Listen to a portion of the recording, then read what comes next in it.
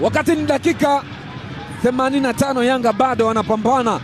Kibwana Alan Okello atafanya nini? Okello baba, Okello wewe, Okello hapana, hiyo sasa ni sifa baba, chomekea watu waumie. Anafungwa na Mungo, wanaoumia ni maeneo mengi. Bao la pili anafunga Alan Okello,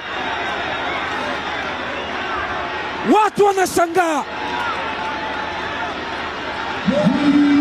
watu wanashangaa ni nini hii? Warembo wanafurahia. Juma Mgunda naye anamshangaa Okello, bila shaka anasema huyu kijana ni balaa, ni muuaji huyu.